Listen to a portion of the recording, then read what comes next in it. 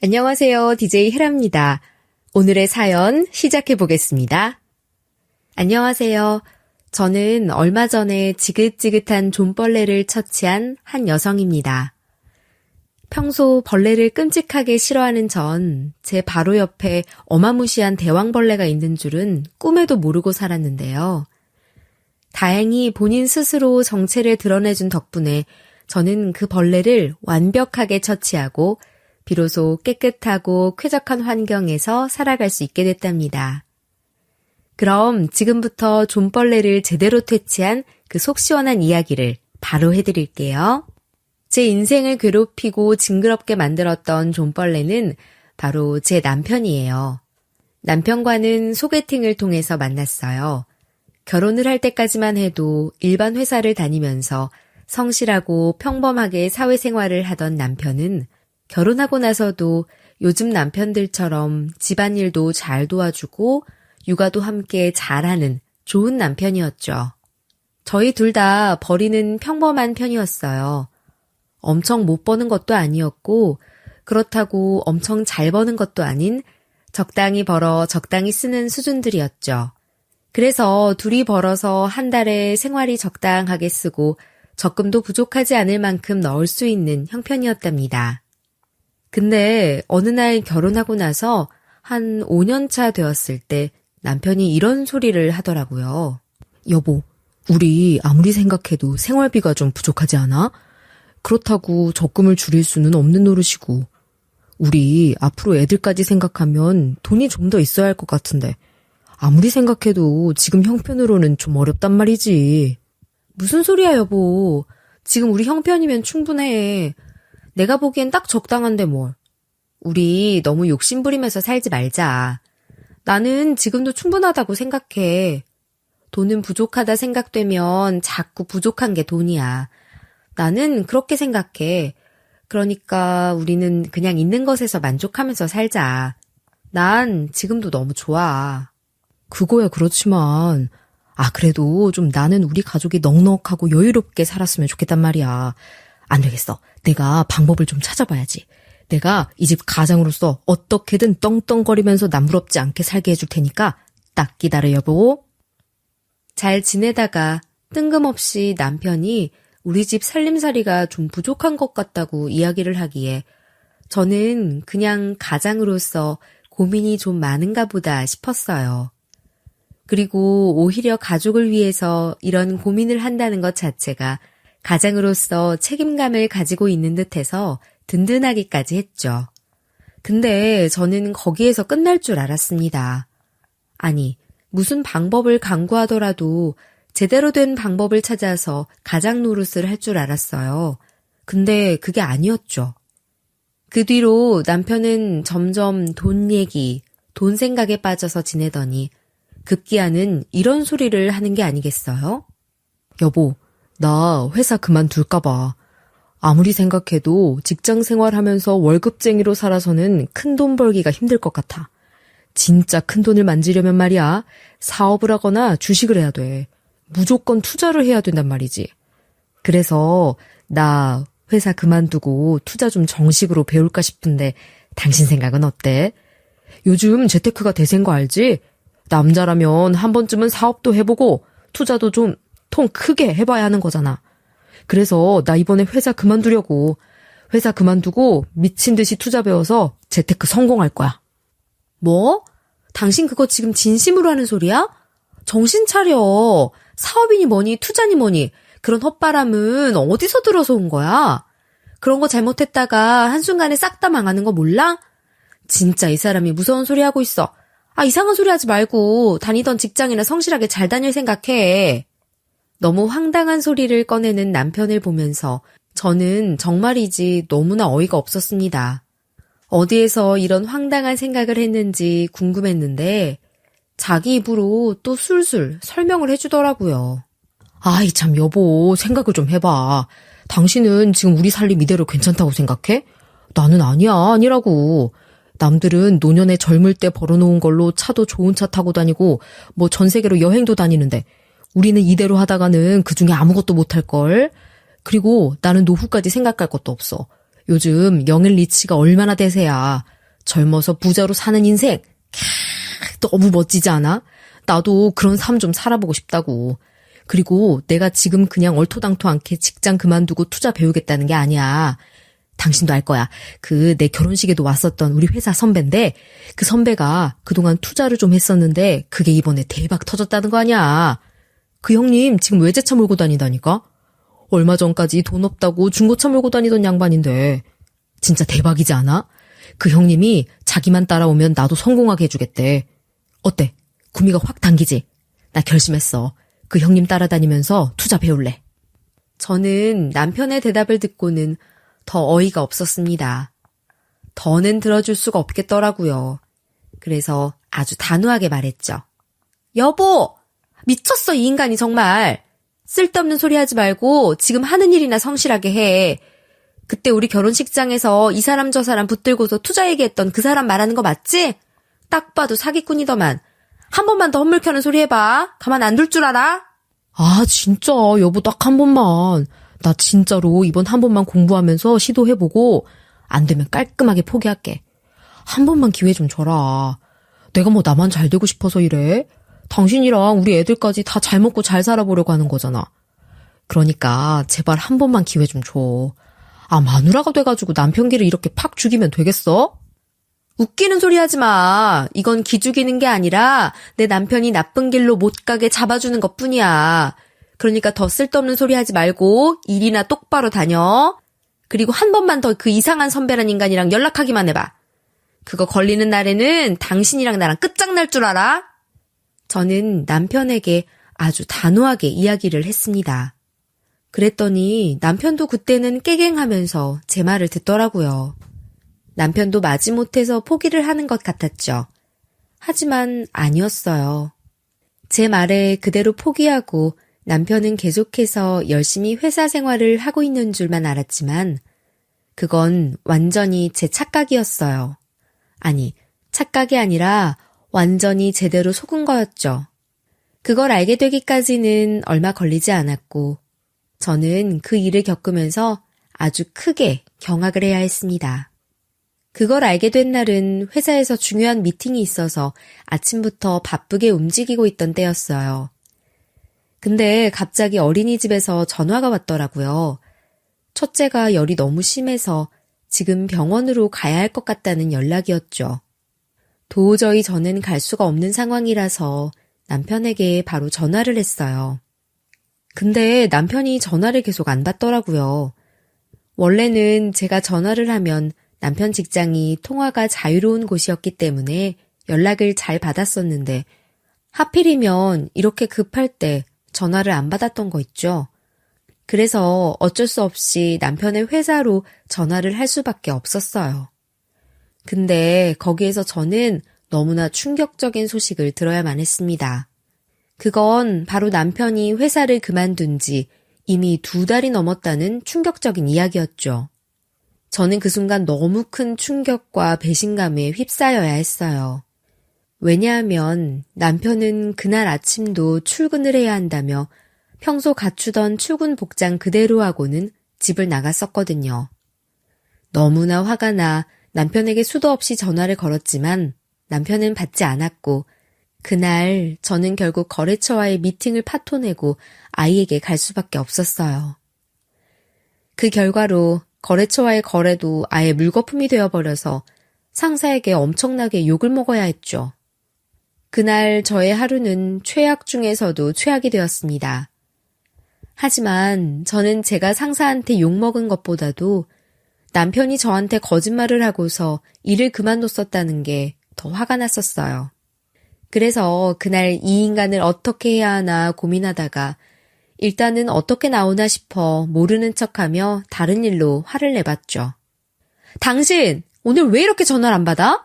내가 얼마나 전화를 했었는지 알아? 부재중 전화도 못 받았어? 미안. 내가 오늘 너무 바빠서 전화를 못 받았네. 요즘 회사 일이 많아서 말이야.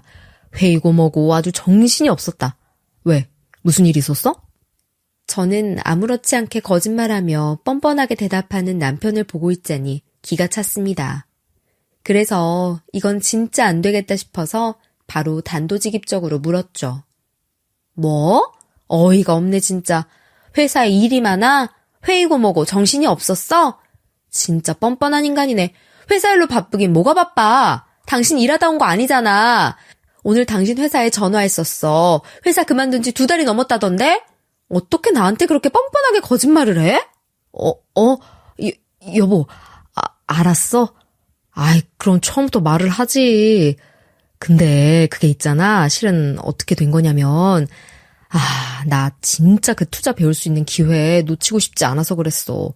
그 선배가 하는 게 진짜로 도움이 되는 거거든. 나 지금 밖에서 허튼 짓 하면서 돌아다니는 거 아니야. 진짜로 공부 열심히 하면서 배우고 있어. 그러니까 한 번만 눈 딱 감고 나 좀 믿고 맡겨주면 안 될까?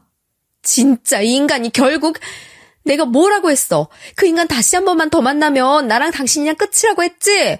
그런데도 만나? 아니, 나 속이고서 일까지 그만두고 허튼 짓을 하고 있어? 진짜 제정신이야? 아니, 내가 말했잖아. 나만 좋자고 이러는 게 아니라 우리 가족들 생각해서 그러는 거라고. 그리고 이 사람이 듣자 하니까 당신은 남편을 그렇게 못 믿어? 내가 오죽하면 당신까지 속였겠어. 이해심이라곤 쥐뿔도 없는 인간 같으니라고. 내가 당신 남편은 맞아? 어떻게 그렇게 남편 길을 못 살려줄 망정 눌러 죽일라 그래? 이럴 거면 종을 데리고 살지 그래? 종을 데리고 살라고. 그게 무슨 소리야. 진짜 당신 왜 그래? 미친 거야? 정신 차려 이 인간아. 지금 당신이 배우고 돌아다니면서 하는 짓이 정상이라고 생각해? 그 투자니 뭐니 해서 성공하는 게 정말로 가능하다고 생각하는 거냐고. 아무튼 절대로 안 돼. 그놈의 투자 소리 한 번만 더 해봐. 그리고 다시 회사 알아봐. 나는 절대로 그거 허락 못하니까. 마음대로 해 그럼. 나는 죽어도 해야겠으니까. 당신이 그렇게 나온다고 하면 나도 강하게 나오는 수밖에 없어. 이 집의 가장은 나야. 나라고. 남편은 처음에는 저한테 걸렸을 때 안절부절하면서 어쩔 줄을 몰라 하더니 나중엔 아예 적반하장으로 나오더라고요. 진짜 어이가 없었습니다. 그때부터 저희 의견은 좁혀지지 않았고 냉전에 들어갔죠. 며칠을 냉전으로 돌입하면서 팽팽하게 신경전을 벌이고 있을 때 저에게 너무나도 비극적인 일이 생겨나게 됐어요. 그것은 바로 친정아버지가 갑작스럽게 돌아가신 일이었죠. 건강하시던 아버지가 갑자기 하룻밤 사이에 심정지가 와 돌아가시고 말았어요. 옆에서 같이 주무시고 계시던 엄마도 새벽 사이에 너무 조용히 돌아가셨기 때문에 알 수가 없었습니다. 정말로 말 그대로 마른 하늘에 날벼락 맞은 셈이었죠. 저는 장례식장 안에서 엄마와 부둥켜 한참을 울었어요. 제 여동생까지 더해 셋이서 갑작스러운 아버지의 죽음을 받아들이기가 어려웠죠. 이게 무슨 일이냐? 왜 네 아빠가 하룻밤 사이에 죽어야 되는 거니 왜? 나는 이제 누구를 보고 살아야 돼, 누구를. 이게 다 내 탓이야. 내가 새벽에 일어나서 네 아버지 한 번만 돌아봤더라면 이렇게까지 안 됐을 텐데. 화장실이라도 일어나 갈 것을, 볼 일이라도 볼 것을. 그럼 네 아버지 상태를 봤을 텐데. 다 내 잘못이다. 내가 니네 아빠 이렇게 만든 거야. 엄마, 그런 말이 어딨어? 왜 아빠가 죽은 게 엄마 탓이야? 엄마 탓하지 마. 아빠도 그건 원하지 않을 거야. 엄마 탓 아니야. 그러니까 그런 말 하지 마, 엄마. 우리 앞으로 셋이 더 의지하면서 살자. 아빠 빈자리 우리가 채워줄게. 저희 세 모녀는 서로 부둥켜 안으면서 울었고, 그래도 그때 고맙게도 남편은 장례 내내 맞사위 노릇을 잘 해주었어요. 그리고 말로는 엄마를 위로하지만 너무나도 상심이 큰 제가 느껴졌는지 그날부터 좀 자중을 하더라고요. 그리고 좀 철이 든 건지 남편은 정식 직장 생활은 아니더라도 일을 하기 시작했어요. 그때 당시 남편은 바로 취업이 잘 안 되는지 가지고 있는 운전면허증을 갖고 택시 회사에 취직을 해서 일을 하더라고요. 근데 진짜 이것도 참 골치 아팠어요. 왜냐하면 택시 운전하면서 돈을 벌어오는 것보다 날리는 게 더 많았거든요. 남편은 허구한 날 사고를 쳤고 그로 인해서 벌어오는 것보다 날리는 돈이 더 많았죠. 아휴, 진짜 제대로 하는 게 왜 이렇게 없는지 보는 제가 다 답답하던 거 있죠. 여보, 그렇게 버는 것보다 날리는 게 더 많을 것 같으면 그냥 다른 일을 알아보는 게 어때? 고생은 고생대로 다 하고 돈은 제대로 못 받으니 이건 뭐 하나만 하잖아. 아니야, 여보. 나 그래도 요즘에 늘고 있어. 손님들도 내 차 타면 편안해서 좋다고 해주시는 분들이 얼마나 많은데. 나 열심히 할 거야. 열심히 해서 당신 호강시켜줄 테니까 조금만 기다려줘. 남편이 이렇게 반응을 하는 걸 보니까 저는 그래도 남편이 우리 가족을 위해 노력하고 있구나 싶어서 좀 더 지켜봐 주기로 했어요. 그리고 그렇게 아무 탈 없이 또 지내고 있다고 생각했던 저희 집에는 불길한 기운들이 또 스멀스멀 올라오기 시작했죠. 남편은 또 시간이 어느 정도 지나고 나니까 다시 슬금슬금 헛짓을 하고 돌아다니기 시작했어요. 어느 날 또 택시일에도 적응을 더 하고 잘 다니고 있는 듯 하더니만 갑자기 쓸데없는 소리를 해대더라고요. 저기, 여보 있잖아. 그건 진짜로 그냥 내가 진짜 좋은 정보를 하나 듣게 돼서 당신한테 이야기하는 건데, 우리 그 장인어른이 돌아가시면서 남겨놓은 땅 있잖아. 그거 팔면 한 5천은 나올 것 같던데 그거 좀 어떻게 팔아서 우리 투자 하나만 하면 안 될까? 그거 진짜 대박 정보거든. 그거 놓치면 호구래, 호구. 그거 좀 장모님께 말씀드려서 좀 받아오면 안 돼? 뭐? 아니 진짜 당신 왜 또 그래? 조용히 잘 살다가 또 밖에서 무슨 짓을 하고서 돌아다니는 건데? 그리고 진짜 미친 거 아니야? 어떻게 그 돈을 받아오라고 할 수가 있어? 우리 엄마한테는 그거 전부야. 거기다 우리 아빠가 남겨놓은 유일한 재산이라고. 근데 그걸 넘봐? 아니, 이게 진짜 대박 정보라니까. 그래서 놓칠 수가 없어서 그래. 그거 돈 넣어놓기만 하면 대박으로 터질 거야. 내가 오히려 장인어른이 남겨놓은 재산 불려드리는 거라니까. 왜 또 나를 못 믿어? 이거 진짜 놓칠 수가 없어서 그래. 하, 제발 그만해. 당신이 양심이 있으면 그 돈 가지고 오라고 하면 안 되지. 지금 제대로 직장 생활도 안 하고 뻘짓이나 하고 돌아다니는 주제에 어디서 감히 그 돈을 넘봐? 그리고 다른 사람도 아니고 어떻게 엄마 돈을 왜 넘봐? 당신 또 쓸데없는 소리 할 거면 정식으로 직장 생활 다시 시작해. 언제까지 택시 몰면서 제대로 일도 안 하고 살 건데? 당신 애들을 봐. 이제 한창 커갈 때야. 지금이야 어려서 돈이 많이 안 들어간다고 하지만 학교라도 들어가면 앞으로 들어갈 돈 수두룩해. 그러니까 헛바람 그만 켜고 제발 정신 차리고 일해. 안 그럼 나 당신 다시는 안 봐. 그때는 당장 이혼이라고. 내가 못할 것 같지? 당신이 또 이런 말 할까봐 나 진작에 이혼 서류까지 다 뽑아놨어. 그거 꺼내드는 걸 보고 싶으면 어디 다시 한 번 더 말해봐. 아, 여보 왜 그래? 왜 그런 무시무시한 말을 해? 이혼이라니. 다시는 그런 소리 입 밖에 꺼내지 마, 여보. 알았어. 투자 얘기는 안 할게. 급기야 넘보면 안 될 것까지 넘보면서 제 속을 뒤집어 놓는 철없이 나오는 남편을 보면서 이제는 정말로 본때를 보여줘야겠다 싶었어요. 그래서 아예 세게 말을 했어요. 그랬더니 다행히도 남편이 깨갱하더라고요. 그때 사실 차라리 저는 속 편하게 이혼을 하고 싶었어요. 근데 이혼을 하기에는 애들이 너무 어렸죠. 그나마 제가 이 결혼을 유지할 수 있었던 건 그래도 남편이 아이들한테는 좋은 아빠였기 때문이었어요.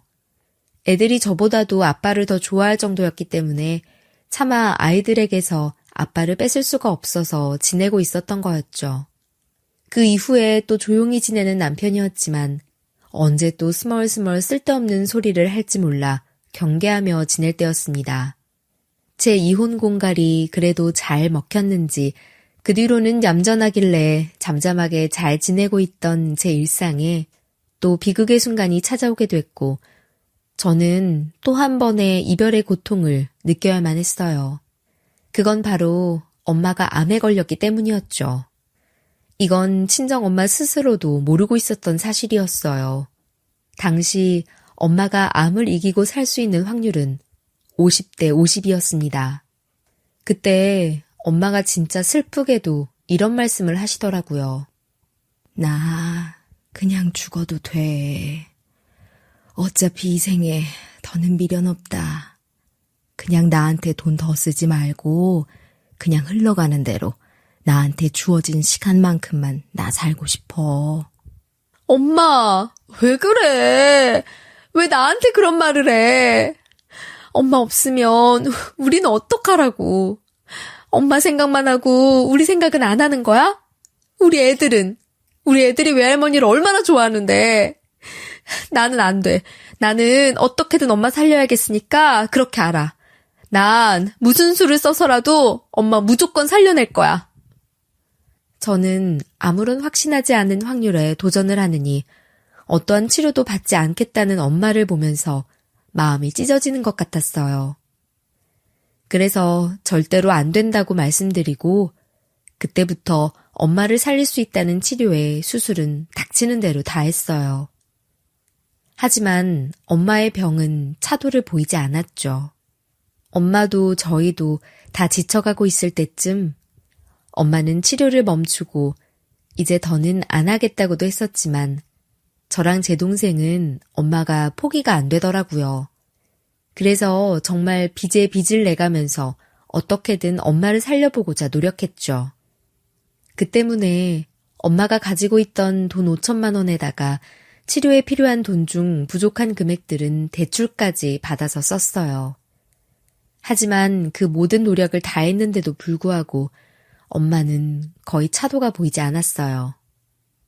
그리고 병원에서는 거의 마음의 준비를 하라고 할 때쯤 저는 엄마로 인해서 펑펑 눈물을 쏟아야 했습니다. 왜냐하면 엄마가 생각지도 못한 것을 저에게 건네왔거든요. 지영아, 엄마가 미안해. 우리 지영이, 지희, 엄마가 더 오래 옆에 있어줘야 하는데 그러진 못할 것 같네. 그래도 너희가 엄마 위해서 끝까지 노력해준 덕분에 조금이라도 더 너희들 곁에 있을 수 있었어.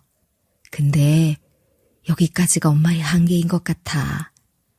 하늘이 나에게 허락한 시간이 딱 여기까지인 것 같다. 그래서 이제는 더는 엄마 위해서 뭐 하지 마. 병원에서도 더는 할 수 있는 게 없다잖아. 그러니 이제는 엄마 신경 쓰지 말고 너희를 위한 삶을 살아. 알았지? 자, 그리고 이건 엄마 집 처분한 거야. 어차피 이제 엄마는 떠날 건데 엄마 없으면 그 집 처분하는 것도 골치 아플 것 같아서 내가 미리 팔았다. 더 미리 주고 싶었는데 또 미리 주면 이 엄마한테 이 돈 다 써버릴 것 같아서 가지고 있었어. 어차피 엄마야 계속 지희 집에 있었으니까 집도 필요 없었잖아. 자, 이거 가지고 있다가 나 때문에 생긴 빚 갚고 너희들 살림에 조금이라도 보태. 알았지? 더는 나한테 쓸 필요 없어. 이제는 진짜 마지막인 것 같아서 주는 거니까 꼭 가지고 있다가 내 말대로 써. 알았지?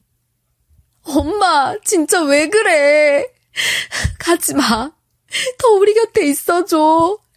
우리는 엄마 없으면 안 돼. 그러니까 더 버텨봐, 엄마. 엄마는 저의 간절한 소리에도 더는 힘을 내지 못하셨어요. 그래서 끝내는 3년의 투병 생활을 하시다가 그대로 세상을 떠나게 되었죠. 아버지의 몇 년 사이에 엄마까지 잃고 나니까 저는 상실감이 너무나도 컸어요. 거기에 남은 거라곤 빚밖에 없으니 더 마음이 복잡하더라고요.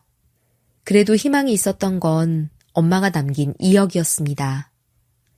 저랑 동생은 엄마가 남겨주신 돈 2억으로 대출금을 갚을 생각이었어요. 근데 대출을 받을 때 다 제 이름으로 받았었기 때문에 동생은 자기랑 나눠 가질 필요가 없으니 제 이름 앞으로 있는 대출금으로 다 갚으라며 주더라고요. 게다가 엄마가 이미 현찰로 꺼내주었기 때문에 저희는 그냥 그 돈으로 바로 갚으면 끝이었어요. 그래서 저는 그걸 그대로 받아서 저희 집 장롱 깊숙한 곳에다가 넣어놨다가 대출금을 갚기 위해서 꺼내려 했었어요. 근데 장롱을 열어본 순간 정말 까무러칠 뻔했습니다. 왜냐하면 장롱 안에 고이 넣어두었던 돈이 없어져 있었기 때문이었죠. 저는 깜짝 놀라서 그 자리에 돈이 있다는 걸 같이 알고 있었던 남편에게 바로 물어봤어요. 그리고 남편은 제 물음에 아무렇지도 않게 경악스러운 대답을 했죠. 여보, 우리 엄마가 대출금 갚으라고 물려준 거, 돈, 그거 장롱 안에 넣어뒀던 거 어쨌어? 당신이 다른 데 옮겼어? 그거? 그거 우리 엄마 집 사줬어. 대출은 우리가 살면서 같이 갚아도 되잖아. 당신도 일하고 나도 계속 택시 일하고 있는데 그거야 금방 갚지 않겠어. 우리 엄마 마침 이사할 때 됐는데 돈이 좀 부족해서 일단은 내가 가져다 썼어. 뭐? 그걸 가져다 썼단 말이야? 그럼 나한테 상의라도 했었어야지. 그 돈이 어떤 돈인데 나한테 상의도 안 하고 써. 에이, 어차피 이거 장모님도 그렇고 처제도 우리한테 다 넘긴 돈이라 우리 집 돈이잖아. 당신 돈이 내 돈. 그리고 당신 대출금이 곧 내 대출금이기도 한데 빚이야 같이 갚으면 되는 걸 뭘 상의까지 하면서 그 돈을 써. 장모님은 2억 가지고 당신 혼자 쓰라고 한 게 아니라 나도 같이 쓰라고 하시면서 주신 의미 아니겠어? 그러니까 그 대출금은 그냥 우리가 살면서 갚자고. 그 돈은 엄마 집 사드렸으니까 그렇게 알고 엄마 되게 좋아하시더라. 안 그래도 고맙다고 전해주라고 한 걸 내가 깜빡했네. 뭐? 고맙다고 한 걸 깜빡해? 내 돈이 네 돈이라고? 야, 이 도둑놈아, 감히 그 돈에 손을 대? 네가 진짜로 정신이 나갔구나. 그 돈이 어째서 내 돈이야. 우리 엄마 돈이지. 근데 그걸 나한테 말도 없이 쓴 것도 어이가 없는데 뻔뻔하게 당연하다는 듯이 말을 해? 이제 더는 안 되겠다. 너는 이제 내 인생에서 꺼져줘야겠다. 너 같은 짐승이 인간 되길 바랬던 내가 바보 천치였지. 당장 이혼해. 그리고 그 돈 당장 내놔. 당장 뱉어내라고. 진짜 쪼잔하게 왜 이래? 당신은 당신 엄마 살리겠다고 대출까지 받아쓴 주제에 당신 시어머니가 집이 없어서 길거리에 나앉게 생겼는데 어쩜 그렇게 무심하게 대할 수가 있어? 당신이야말로 그러는 거 아니야. 사람이 차별을 해도 정도껏 해야지. 그럼 우리 엄마는 뭐 집도 없이 밖에서 지내냐? 돈이 아예 없으셔? 지금 있는 집도 좋은 집이었잖아. 그 돈 가지고도 충분히 혼자 살기에 좋은 집으로 갈 수 있는 양반인데 거기에 우리 엄마 돈이 왜 필요하냐고. 그리고 대출을 내가 당신 이름으로 했어? 다 내 이름, 내 앞으로 됐어. 참, 나 진짜 가짜나서 네가 퍽이나 그 대출금 같이 갚겠다. 택시 일하면서 뭐 얼마나 번다고 진짜. 그것도 네가 벌어온 거 제대로 집에다 갖다는 줬니? 맨날 남의 차 들이받아서 사고 친 거 수습하기에 바빴지. 다 필요 없어. 그냥 너는 이제 끝이야. 더는 나 당신이랑 못 사니까 이혼해. 그리고 당장 그 집 어딘지 말해. 당장 말하라고. 어머님도 진짜 뻔뻔하시네. 그 돈이 어떤 돈인데 그걸 그렇게 덥석 받아서는. 뭐? 잘 썼다? 고마웠다 전에? 니네가 사람이니? 짐승이지? 제발 진정해. 그깟 2억에 왜 이렇게 흥분을 해? 내가 성공해서 그 돈 나중에 다 돌려줄 테니까 걱정하지 마. 지금만 잠깐 임시 방편으로 쓴 거야. 진짜 이 옆에는 왜 이렇게 쪼잔해? 이봐, 그릇이 커야 성공하는 거야. 좀 그릇 좀 키워라. 저는 남편의 말을 들으면서 정말 이 인간이 진짜 사람이 맞나 의심까지 하게 됐어요. 이건 도저히 그냥 넘어가 줄 수 있는 수준이 아니었죠. 이미 끝까지 선을 넘어버린 남편을 용서할 수가 없었어요. 또 저는 그대로 돈도 빼앗길 수 없었죠. 엄마가 남겨준 돈을 아무렇지도 않게 도둑질해서는 뻔뻔하게 나오는 남편 놈도 용서할 수가 없었고 그 돈을 덥석 받아먹은 시어머니도 용서할 수가 없었어요. 그래서 그 자리에서 이혼을 결심하고서 시어머니가 이사한 집으로 쳐들어가 단판을 지어서 당장에 그 집을 팔아 우리 엄마 돈을 뱉어내든 아니면 그 집을 내놓든 둘 중에 하나는 무조건 받아내려고 했죠. 근데 제가 시어머니 집을 모르잖아요. 그 인간은 제가 시어머니 집을 물어보니 끝까지 뻔뻔하게 자기가 역정을 내면서 말을 안 해주는 거 아니겠어요? 근데 그건 당연히 그럴 거라 예상을 했습니다. 근데 저도 막 그렇게 호락호락하게 당할 사람은 아니거든요. 제가 어떻게 할게요? 바로 남편 놈을 미행을 해버렸어요. 시모가 어디 사는지 알게 될 때까지 저는 남편을 계속해서 미행을 했습니다. 남편은 평소에도 자기 엄마라면 끔찍하게 생각하던 인간이라 시댁을 뻔질나게 들락거리는 인간이었기에 금방 알아낼 수 있었죠. 그렇게 미행을 해서 이사한 집을 알게 됐는데 저는 거기에서 지금까지와는 비교도 안 될 정도의 충격적인 사실을 알게 됐어요. 그건 바로 남편의 외도였습니다.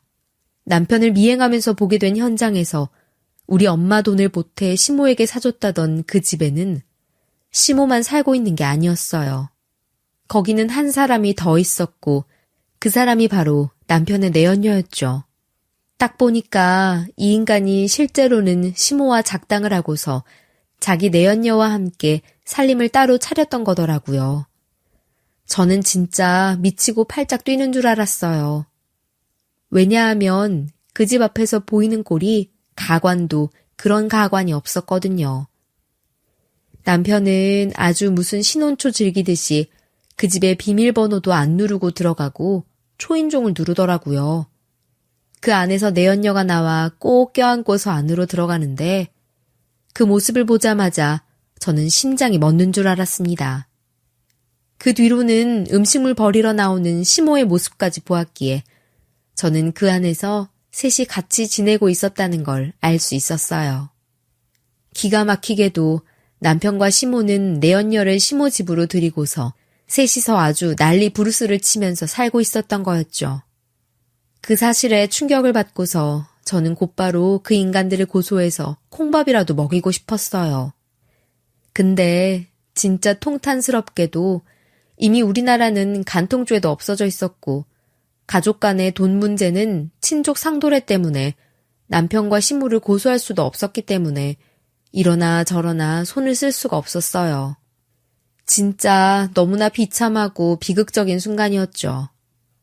하지만 그래도 저는 정의는 반드시 승리한다는 믿음을 가지고서 곧바로 이혼과 소송을 진행하기로 했어요. 그리고 그들에게 어떻게든 철저하게 복수를 해줘야 했기에 한참 고민을 하다가 일단은 그들을 더 미행하면서 바람피는 현장들을 증거로 찍어 남겼죠. 저는 그 증거들을 이혼할 때 그 인간을 유책으로 넘겨서 제대로 복수할 계획이었어요. 그래서 아무것도 모르고 그냥 그 돈 문제 가지고만 이혼을 말하는 줄 아는 남편에게 제대로 한 방 먹여주었죠. 근데 진짜 웃기게도 초반에 남편은 내연녀가 있으면서도 저랑 이혼은 못하겠다고 막 버티는 거 아니겠어요?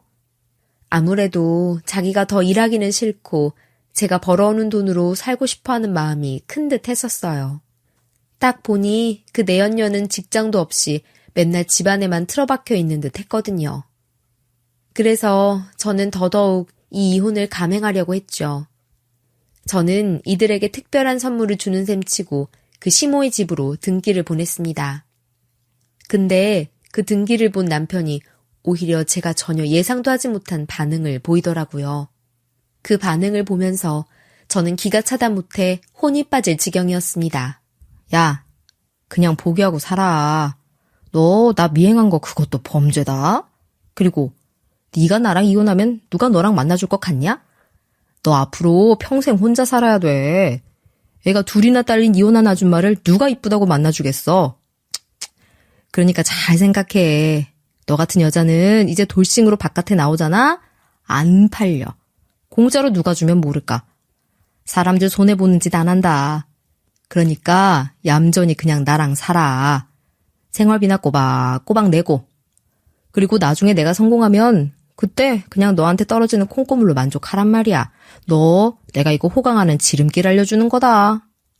하, 진짜 어이가 없다, 어이가 없어. 너 원래 이런 인간이었니? 그동안에 그 쓰레기 인성 숨기고 사느라 얼마나 힘들었니? 야, 이 존벌레 쓰레기야. 잔말 말고 앞으로 나한테 위자료 톡톡히 주고 훔쳐간 그 돈이나 제대로 내놓을 생각해. 네 인생 그렇게 호락호락하게 마무리되게 내가 절대 가만 안 놔둘 거니까. 저는 더 이 인간과는 상대할 가치도 없다고 여기고는 곧바로 이혼을 진행해버렸어요. 그리고 그 여자한테도 위자료 소송을 걸어버렸죠. 남편 쪽에서 유책이 확실했기 때문에 이혼은 제가 유리한 쪽으로 금방 마무리 지을 수 있었어요. 아이들 양육권도 제가 다 가지고 오고 재산 분할이라든지 위자료, 양육비 등등 모든 것이 다 제가 원하는 대로 흘러들어왔죠. 하지만 문제는 바로 남편과 시모가 갈취해간 우리 엄마의 재산이었어요. 친족 상도례 때문에 승소가 어려웠지만 그래도 저는 어떻게 해서든 그 인간에게서 우리 엄마 재산을 가지고 오려고 친족 상도례 쪽에서 승소 경험이 많은 유능한 변호사를 선임해서 소송을 강행해 나갔습니다. 근데 역시나 쉬운 상황이 아니라서 그런지 소송이 계속해서 길어지더라고요. 그런데 끝내 정의는 승리하듯 저는 결국에는 승소를 할 수 있었답니다. 근데 그때도 남편은 뭘 믿고 그렇게 당당한지 엄청 뺀질거리더라고요. 승소해서 좋아? 어휴, 그깟 2억. 알았어. 내가 불쌍해서 준다 줘. 근데 어쩌나 나한테는 이제 그 2억은 돈도 아니게 될 것 같은데. 야, 너 그 돈 가지고 평생 그냥 후회하면서 빌빌거리며 살아라. 언제까지 그 궁상맞은 인생 살런지는 모르겠지만 너는 나랑 이혼해버린 거 아주 후회하게 될 거야. 내가 불이웃 돕는다 생각하고 그 돈 준다 줘. 이 돈 먹고 너 나중에 다시는 나 찾아오지 마라. 아주 그냥 여보 미안해 나 좀 다시 받아줘. 당신이 그렇게 성공할 줄 몰라서. 덤벼 찾아와도 나는 너 모른 척 할 거니까. 어쭈, 뭐래. 야, 너 또 헛바람 들었니? 어디서 또 그런 헛바람이 들었는지 모르겠지만 그래. 이제 나는 내 돈도 다 받았겠다. 네 인생 네가 어떻게 살든 내 알 바 아니니 너 알아서 잘 살으렴. 우리 다시는 살면서 마주치지 말자. 남편은 제가 승소한 날 뻘소리를 하더니 돈도 어디서 났었는지 저에게서 가지고 간 2억을 아주 당당하게 투척하더라고요. 거기다가 저한테 위자료로 확정되었던 돈을 그때 당시에는 당장 줄 수 없다는 핑계를 대면서 안 주다가 갑자기 그것까지 다 주면서 웃기는 소리를 해댔어요. 저는 어차피 받아야 할 돈도 다 받았고 더는 거기에서 해줄 소리도 없고 더는 말도 섞고 싶지 않아서 그대로 한 소리만 해주고는 남편을 보냈죠. 근데 얼마 못 가 저에게 아주 유쾌 상쾌 통쾌한 일이 터지고 말았답니다. 그건 바로 다시는 자기를 찾아오지 말라던 인간이 눈물 콧물을 다 쏟으며 저를 찾아왔기 때문이었어요. 여보 어떡해. 나 큰일 났어. 나 이제 완전히 망했다고. 그 여자 꽃뱀이었어. 진짜 나 감쪽같이 속은 거 있지. 이게 말이 돼? 나 그래서 지금 제대로 빚더미 앉게 생겼어. 그 여자가 지금 내 돈 다 가지고 튀어버렸어. 여보 진짜 미안한데 나 돈 좀 빌려주면 안 될까? 나 지금 당신이 그 돈 안 빌려주면 인생 완전히 망하게 생겼어. 그러니까 미안한데 딱 한 번만 그 돈 좀 빌려줘라. 당신 내가 그 2억도 갚고 재산 분할한 거랑 나랑 그 여자한테 위자료까지 받은 거 하면 돈 꽤 되잖아. 사람 하나 살리는 셈 치고 그 돈 좀 빌려줘. 내가 미쳤니? 그 돈을 너 같은 버러지한테 주게? 나는 너 살리고 싶지도 않으니까 가세요.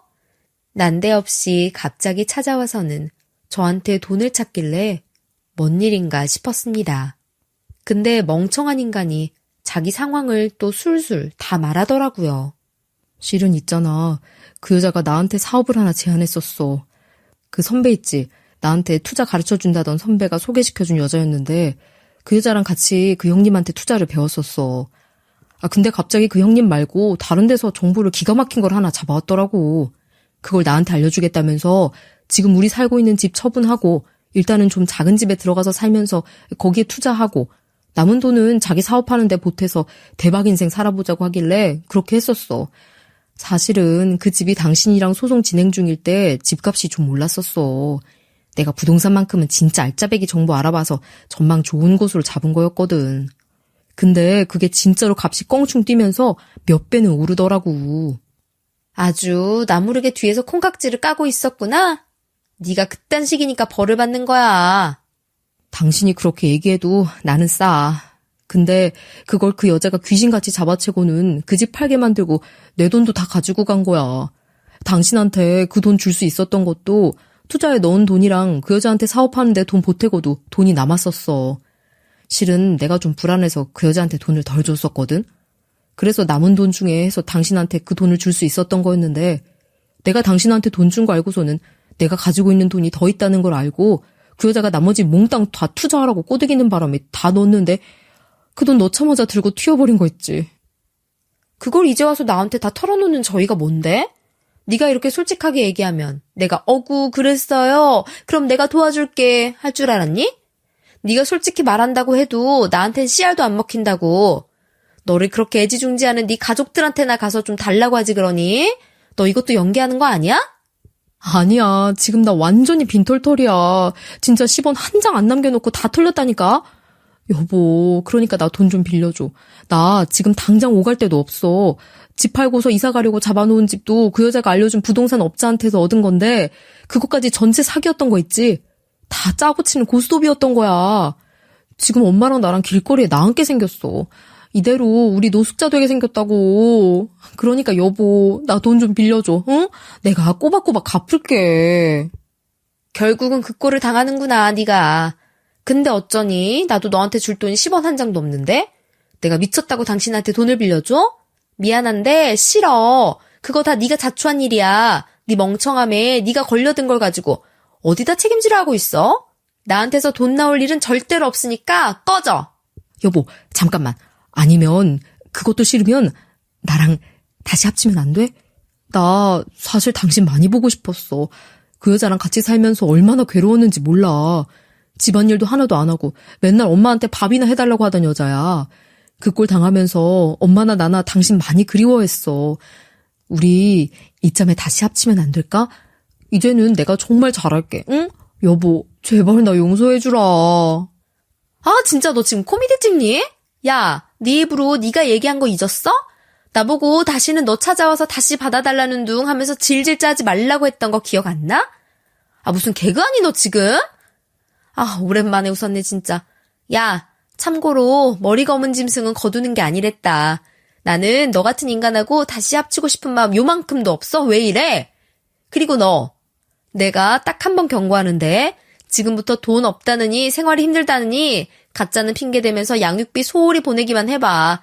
당장 그것까지 소송 다 걸어서 어떻게든 받아낼 거니까 알아서 보내는 게 좋을 거야.